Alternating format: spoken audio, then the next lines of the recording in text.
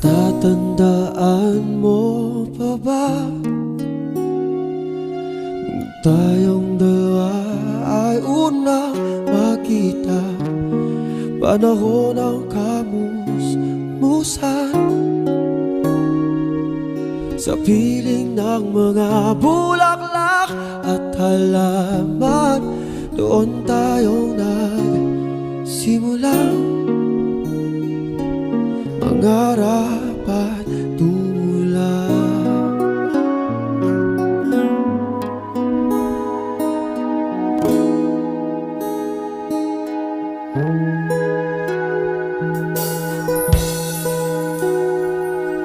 Natatandaan mo pa ba inugit kong puso sa punong mangga at ang inalay ko